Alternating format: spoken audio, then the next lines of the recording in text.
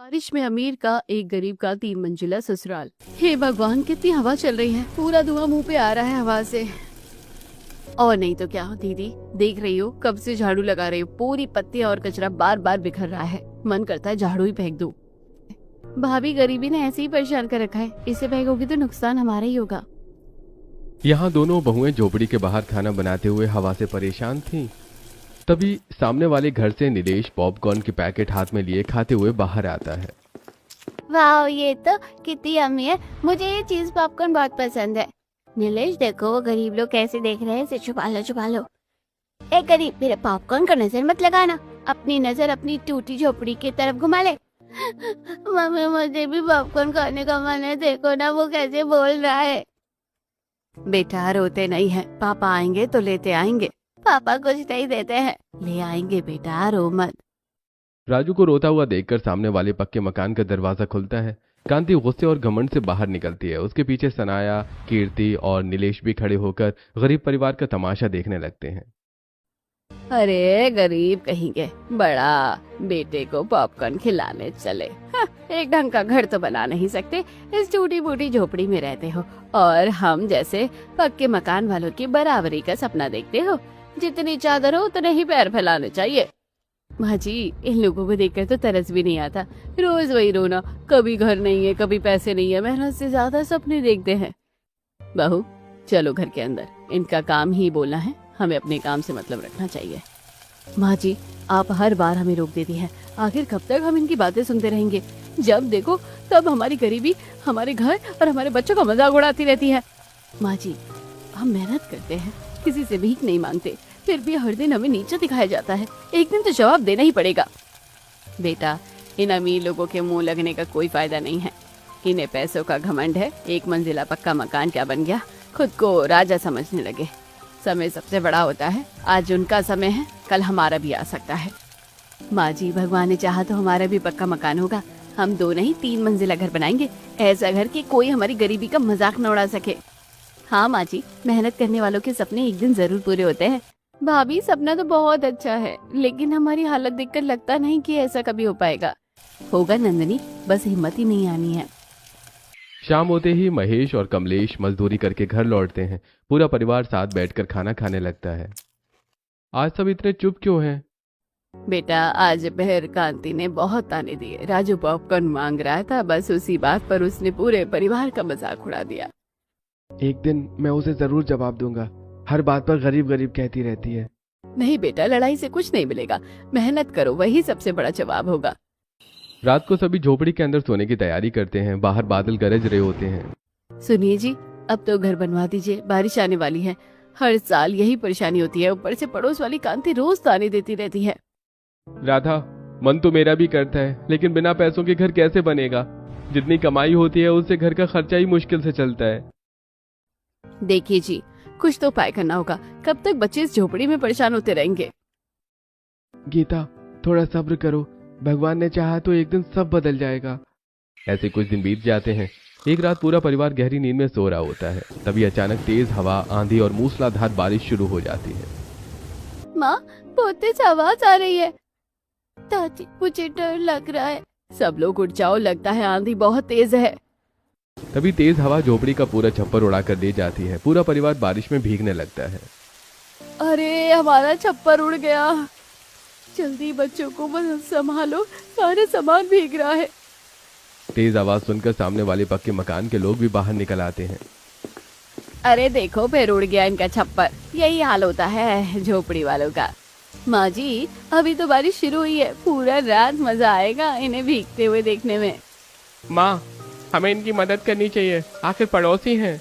चुप रहिए, बड़े आए गरीबों की मदद करने। आज मदद करेंगे, कल रोज हमारे घर आ जाएंगे, हमें भी अपनी तरह गरीब बना देंगे। बिल्कुल सही कहा बहू, दरवाजा बंद करो। ये सारी बातें पारुल, राधा और गीता सुन लेती हैं। तीनों की आंखों में आंसू आ जाते हैं। बेटा, इंसान के पास पैसा हो या ना हो, इंसानियत जरूर होनी चाहिए। आज समझ आ गया है कि अमीर होना और अच्छा इंसान होना दोनों अलग बातें हैं। माँ जी, आज दिल टूट गया, इतने साल पड़ोसी बनकर रहे, लेकिन किसी ने मदद तक नहीं की। भगवान सब देख रहे हैं, एक दिन न्याय जरूर करेंगे। पूरी रात परिवार खुले आसमान के नीचे भीगता रहता है। बच्चे ठंड से कांपते रहते हैं, लेकिन कोई पड़ोसी मदद के लिए नहीं आता। अगली सुबह बारिश रुकते ही पूरा परिवार मिलकर घास बांस इकट्ठा करता है और फिर छप्पर तैयार करता है। टूटा है तो क्या हुआ, फिर बना लेंगे। मेहनत करने वाले कभी हारते नहीं हैं। 2 दिन बाद फिर तेज आंधी और बारिश आती है और इस बार भी नया छप्पर उड़ जाता है। अब तो समझ ही नहीं आ रहा क्या करें, बार बार मेहनत भी बेकार जा रही है।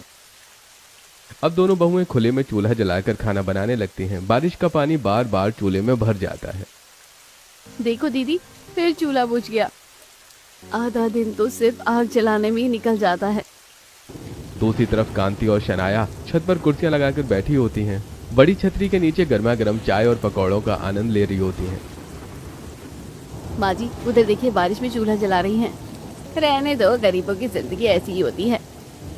गीता, अब बहुत हो गया है। बार बार छप्पर बनाने से अच्छा है कि मिट्टी का घर बना लेते हैं। कम से कम सिर पर छत तो होगी। बिल्कुल दीदी, सही रहेगा। शाम को दोनों बहुएं अपना विचार पूरे परिवार को बताती हैं। बात तो सही है, मेहनत लगेगी लेकिन घर जरूर बन जाएगा। अरे कल सुबह से ही काम शुरू करते हैं। अगले दिन दोनों बहुएं तालाब से गीली मिट्टी लाती हैं। खेतों से सूखी मिट्टी लाकर दोनों को मिलाती हैं। फिर पूरे परिवार के साथ पैरों से मिट्टी को अच्छी तरह रौंदती हैं। जितनी मेहनत करेंगे घर उतना मजबूत बनेगा। अब कोई आंधी हमें नहीं डरा पाएगी। दिन रात पूरा परिवार मेहनत करता है। बारिश, हवा और तूफान के बीच भी काम नहीं रुकता। अरे देखो, बारिश में मिट्टी का घर बना रहे हैं। इससे बड़ा पागलपन क्या ही होगा। पहली बारिश में ही बह जाएगा इनका घर। सच में मिट्टी का घर भी कहीं टिकता है। मेहनत तो ऐसे कर रहे हैं जैसे महल बना रहे हो। जो करना है हमें करना है, कोई हमें खिलाने नहीं आ रहा। मेहनत हमारी है, फैसला भी हमारा होगा। लोग हंसते रहे, एक दिन यही लोग हमारी मेहनत की मिसाल देंगे। कई दिनों की कड़ी मेहनत के बाद आखिरकार 2 कमरों का मजबूत मिट्टी का घर बनकर तैयार हो जाता है। पूरा परिवार पहली बार चैन की सांस लेता है। दोनों बहुएं भगवान का धन्यवाद करती हैं और बारिश से बचने के लिए चूल्हा भी घर के अंदर ले आती हैं। गीता, अब कम से कम बारिश में भीगते हुए खाना तो नहीं बनाना पड़ेगा। चाहे घर मिट्टी का है लेकिन सिर पर छत तो है। हाँ दीदी, भगवान का लाख लाख शुक्र है। अब बच्चों को भी थोड़ी राहत मिलेगी। मेहनत रंग लाई। सच कह रही हो बेटा, हम जैसे गरीब आदमी के लिए छोटी सी छत भी महल जैसी होती है।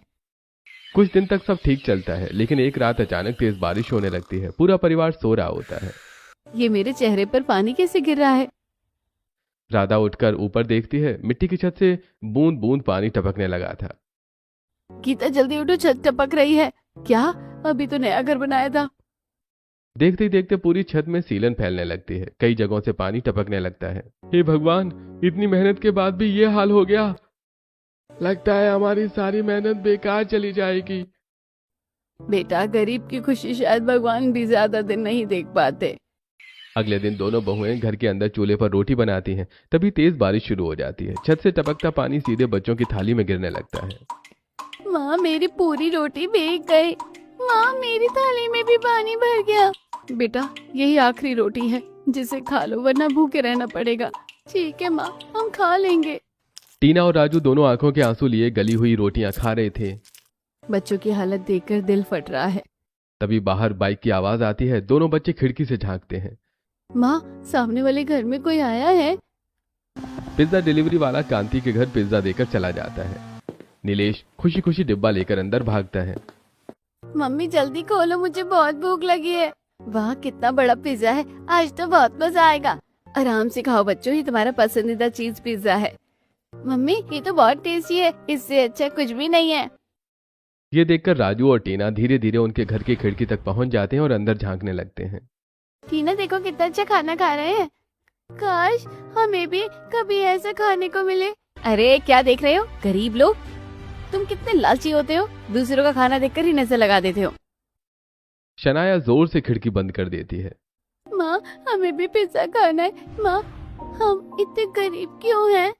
बेटा, अभी नहीं है, लेकिन एक दिन जरूर खिलाऊंगी। भगवान मेहनत का फल जरूर देंगे। कई दिन तक यही चलता रहता है। उधर अमीर घर में रोज नए नए पकवान बनते हैं और इधर गरीब परिवार बारिश से जूझता रहता है। एक शाम दोनों पति मजदूरी करके भीगे हुए घर लौटते हैं। पूरा घर पानी से भर चुका होता है। घर के अंदर इतना पानी कैसे भर गया? जी, अब तो जीना मुश्किल हो गया है। बच्चे ढंग से खाना भी नहीं खा रहे हैं। हर थाली में बारिश का पानी भर जाता है। दिन भर पानी निकालते निकालते कमर टूट जाती है। कुछ दिन और गुजारा कर लो, फिर कोई ना कोई उपाय जरूर निकालेंगे। अगले दिन गीता चावल बनाती है, तभी छत से गिरता पानी पूरे चावल में मिल जाता है। अरे सारे चावल खराब हो गए। घर में राशन भी नहीं बचा है। बहुत भूख लगी है, मुझे भी खाना चाहिए। रुको, मेरे पास एक उपाय है। गीता चावल को साफ पानी से धोती है, फिर उसमें ताज़ा पानी, सरसों का तेल, नमक, प्याज और लाल मिर्च मिलाती है। बाद में पुराने अचार का डिब्बा निकाल कर उसके सामने रख देती है। ये क्या बनाया है? पहले खाकर तो देखिए। माँ, ये पानी वाला भात क्या? बेटा, अन्न का कभी अपमान नहीं करते। भगवान का दिया है, चुपचाप खाओ।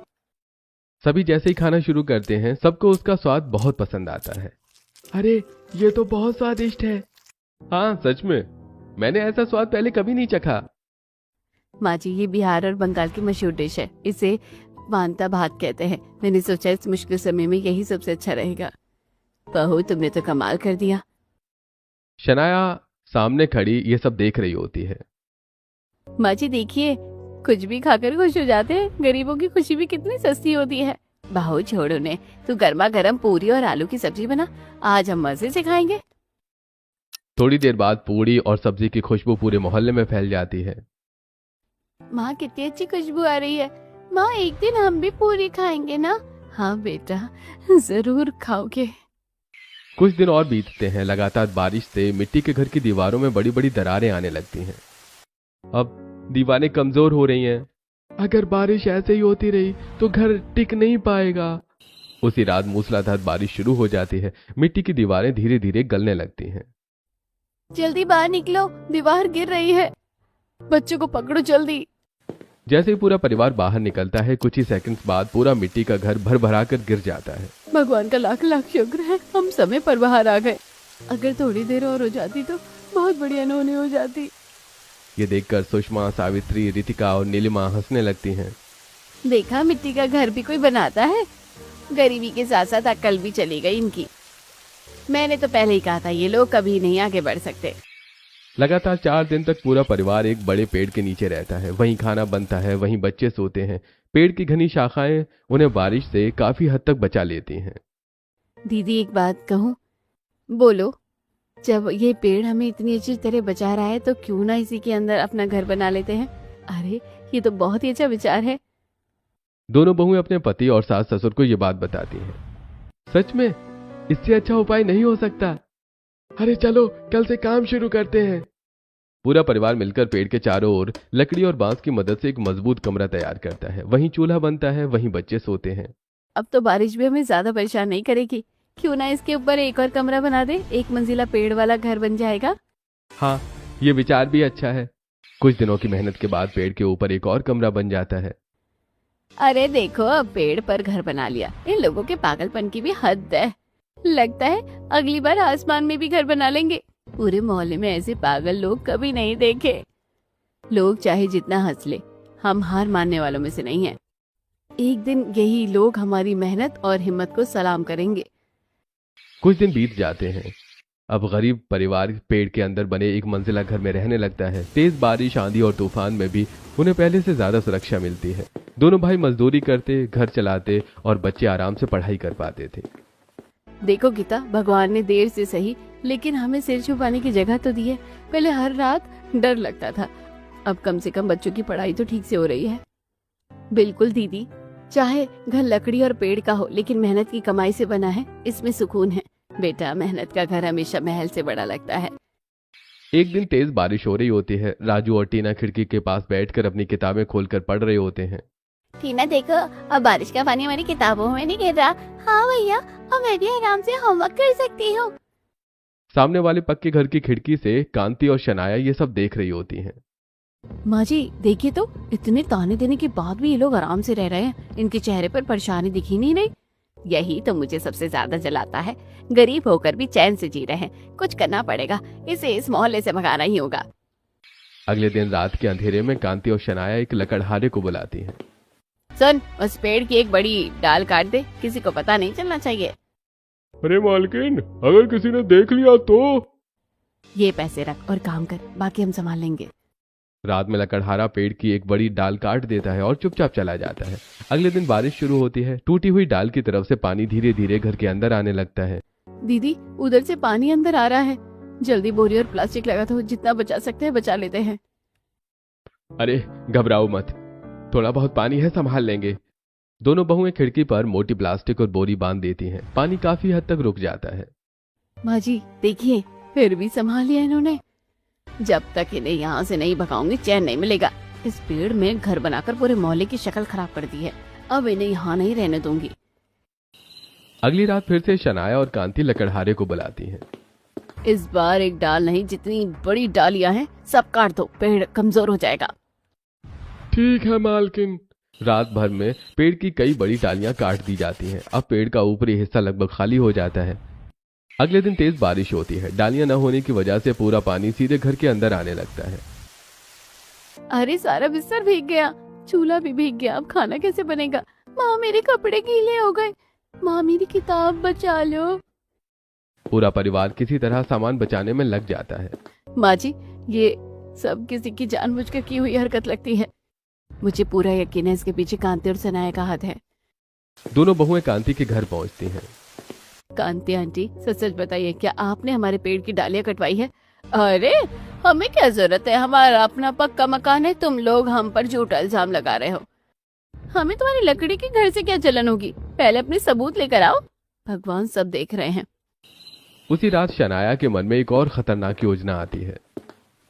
माँ जी, डालियां काटने से भी कुछ नहीं हुआ, क्यों ना पूरा पेड़ ही जला दे, यही सही रहेगा। घर ही नहीं रहेगा तो खुद ही भाग जाएंगे। आधी रात को दोनों चुपके से पेड़ के चारों ओर मिट्टी का तेल डालकर आग लगा देती हैं। दीदी बाहर धुआं आ रहा है, जल्दी उठो, पेड़ में आग लग गई है। पूरा परिवार बाहर आता है। तभी अचानक तेज बारिश शुरू हो जाती है। कुछ ही मिनटों में आग पूरी तरह बुझ जाती है। हे भगवान, फिर मेरा प्लान खराब हो गया।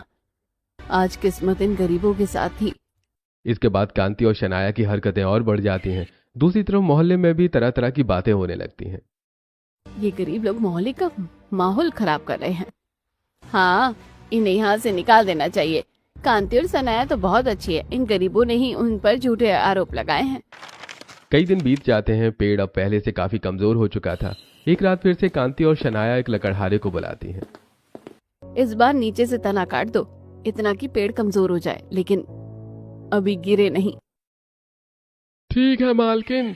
अगले दिन महेश और कमलेश बाहर निकलकर देखते हैं कि पेड़ का तना कई जगहों से काटा जा चुका है। ये पेड़ अब सुरक्षित नहीं रहा। हमें नया घर बनाना पड़ेगा, इस बार और भी मजबूत। इधर ही थोड़ा आगे एक बहुत पुराना बरगद का पेड़ है। उसका तना बहुत मोटा है और अंदर से खोखला भी है। रहने के लिए वही सबसे अच्छा रहेगा। इस बार हम पहले जैसी गलती नहीं करेंगे। हमने झोपड़ी बनाई, फिर मिट्टी का घर बनाया, फिर एक मंजिला पेड़ वाला घर बनाया, अब इससे भी बेहतर बनाएंगे। हमारा परिवार बड़ा है, इस बार 2 मंजिला घर बनाएंगे ताकि अब सब हम आराम से रह सके। अगले ही दिन महेश और कमलेश आरी, छेना, हथौड़ी और कुल्हाड़ी लेकर आते हैं। पूरा परिवार काम में जुट जाता है। अरे धीरे धीरे काटो, पेड़ को नुकसान नहीं पहुंचना चाहिए। पहले अंदर बड़ा कमरा बनाएंगे। कई दिनों की मेहनत के बाद पेड़ के अंदर एक बड़ा कमरा तैयार हो जाता है। फिर उसके ऊपर दूसरा कमरा बनाया जाता है। अब तो पहले से काफी अच्छा लग रहा है। नीचे रसोई बना देते हैं और ऊपर सोने का कमरा। पूरा परिवार नए 2 मंजिला पेड़ वाले घर में रहने लगता है, लेकिन कुछ दिन बाद उन्हें जगह कम लगने लगती है। हमारा परिवार बड़ा है, अभी भी काफी तंगी हो रही है। हाँ दीदी, अगर एक और मंजिल बन जाए तो सब आराम से रह पाएंगे। भैया, ये पेड़ इतना बड़ा है कि इसके ऊपर एक और मंजिल आसानी से बन जाएगी। अरे फिर देर किस बात की, कल से तीसरी मंजिल का काम शुरू करते हैं।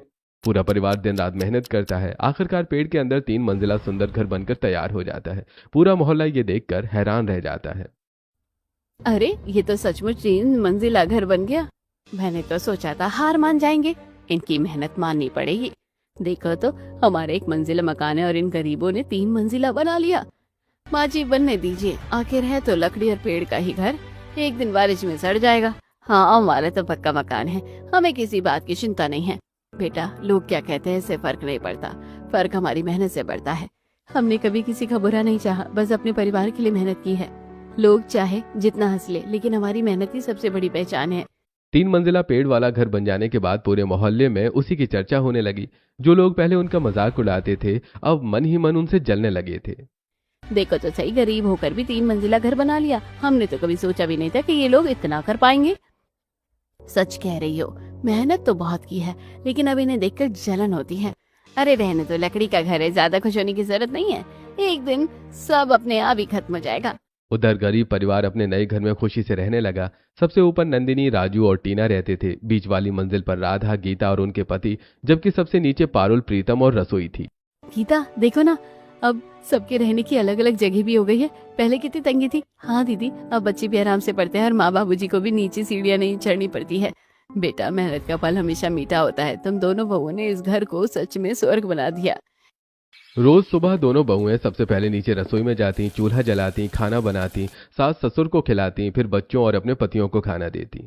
बाबूजी, पहले आप खाना खा लीजिए, आपने ही तो हमें हमेशा हिम्मत दी है। बेटा, तुम दोनों बहुएं हमारे लिए भगवान का दिया हुआ सबसे बड़ा आशीर्वाद हो। माँ जी, गरम गरम रोटी खाइए, आज आपकी पसंद की सब्जी भी बनाई है। बेटा, तुम्हारे हाथ का खाना खाकर सारी थकान दूर हो जाती है। दोनों भाई रोज मजदूरी करने जाते, पहले से ज्यादा मेहनत करते और शाम को पूरी कमाई घर लाकर अपने पत्नियों के हाथ में रख देते। राधा, लो आज की पूरी मजदूरी। गीता, अब घर की जिम्मेदारी तुम्हारी है, जो ठीक लगे वो ही करना। सुनिए जी, आप लोग रोज थोड़ा थोड़ा राशन लाते हैं, ऐसे में घर ठीक से नहीं चलेगा। हाँ जी, आजकल बारिश बहुत तेज हो रही है, अगर कभी भी बाढ़ आ गई तो बाजार बंद हो जाएगा, तो बच्चों को क्या खिलाएंगे? बात तो सही कह रही हो। ठीक है, इस बार जितने पैसे बचेंगे एक साथ पूरे महीने का राशन भरवा देंगे। अगले दिन दोनों भाई शहर के बाजार में मजदूरी करने जाते हैं। वो भारी भारी बोरियां उठा रहे होते हैं, तभी वहां का एक सेठ उनसे बात करता है। अरे भाई, जितना हो सके जल्दी राशन जमा कर लो, इस साल बहुत भयंकर बारिश आने वाली है। सेठ जी, आपको कैसे पता? अभी तो पहले से ही बहुत बारिश हो रही है। अरे भाई, पिछले 3 साल सूखा पड़ा था। इस बार मौसम विभाग ने भी चेतावनी दी है कि 1-2 हफ्ते में बहुत बड़ी बारिश और बाढ़ आने की संभावना है। जो समझदार है वो पहले से तैयारी कर रहा है। दोनों भाई एक दूसरे का चेहरा देखते हैं, उनके मन में चिंता बढ़ जाती है। कमलेश, हमें देर नहीं करनी चाहिए। हाँ बिल्कुल, आज से जितना बचा सकते हैं बचाएंगे। कुछ दिन तक दोनों भाई लगातार मेहनत करते हैं। धीरे धीरे उनके पास पर्याप्त पैसे जमा हो जाते हैं। एक दिन दोनों भाई बाजार से आटा, चावल, दाल, तेल, नमक, मसाले, आलू, प्याज, सूखी सब्जियां और कई जरूरी सामान खरीदकर घर लाते हैं। माँ, आज तो कितना सारा सामान आया है, अब हमें भूख नहीं लगेगी ना? नहीं बेटा, अब भगवान ने चाहा तो कई दिनों तक किसी भी चीज की कोई चिंता नहीं होगी। दोनों बहुएं लकड़ी के मजबूत डिब्बे बनाती हैं, फिर पूरा राशन बहुत सलीके से उनमें भरकर रख देती हैं ताकि नमी और बारिश से खराब ना हो। दीदी, अब चाहे कितनी भी बारिश हो जाए, राशन सुरक्षित रहेगा। तैयारी पहले कर लो तो मुसीबत आधी हो जाती है। दूसरी तरफ एक मंजिला पक्के मकान में रहने वाली कांति और शनाया अब रोज परेशान रहने लगी थी। माँ जी, कैसी बारिश है, छत पर इतना पानी भर जाता है और पूरा नीचे आंगन भी भर गया है। हाँ बहू, पहले तो कभी ऐसा नहीं हुआ था। कल तो नीलेश आंगन में फिसल गया था, अच्छा हुआ ज्यादा चोट नहीं लगी। बारिश है बेटा, कुछ दिन की बात है, अपने आप ठीक हो जाएगा। लेकिन दिन बीतते गए और बारिश कम होने की बजाय और तेज होती गई।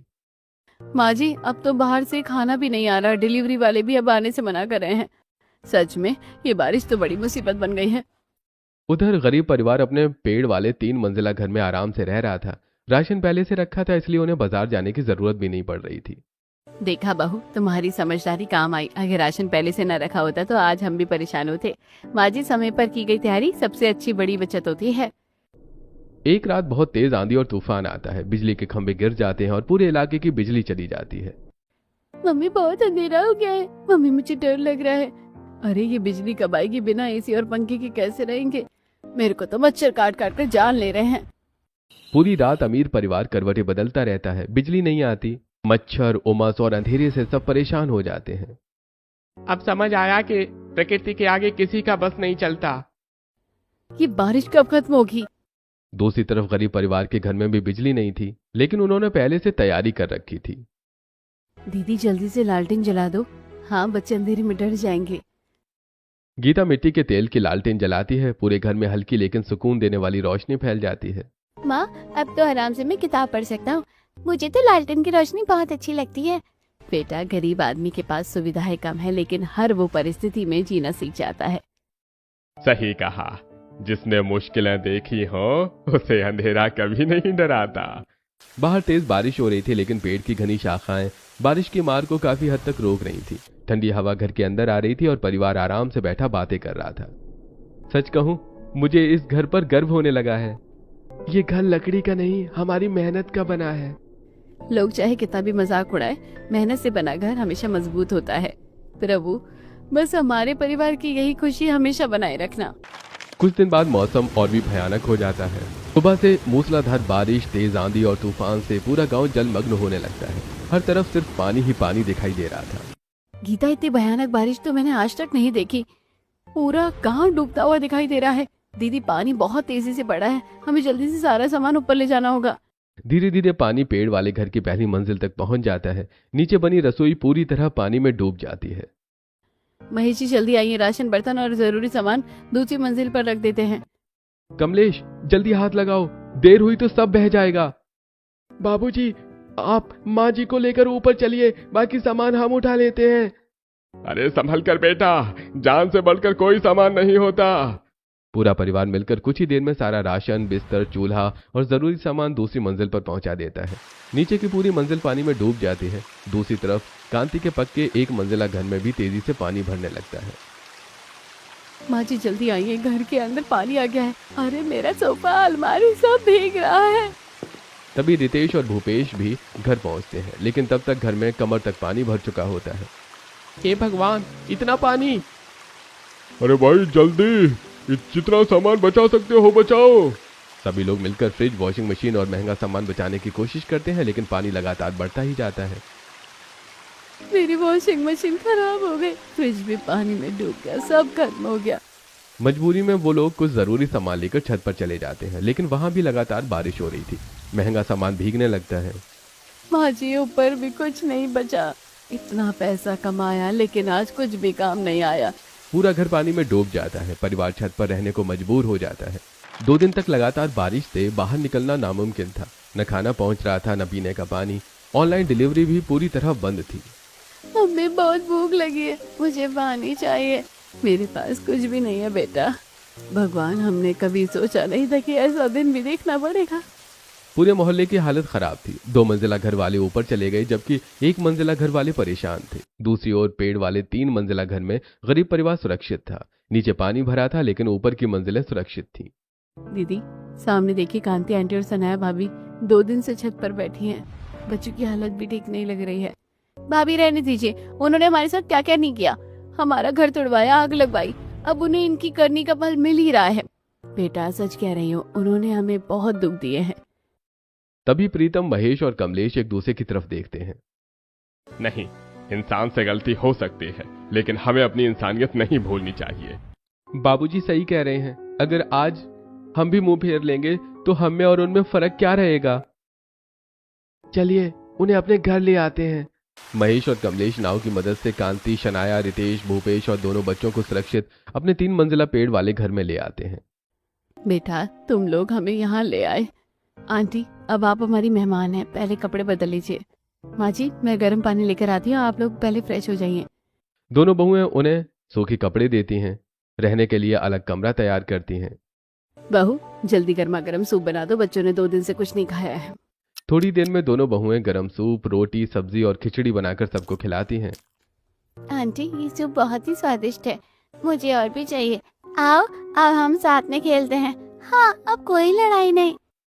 चारों बच्चे हंसते खेलते एक साथ बैठ जाते हैं। ये देखकर बड़ों की आंखें नम हो जाती हैं। पारुल, मुझे माफ कर दो, मैंने तुम्हें हर दिन नीचा दिखाया, तुम्हारे घर का मजाक उड़ाया, तुम्हें गरीब कहकर अपमानित किया। राधा, गीता, हमें भी माफ कर दो।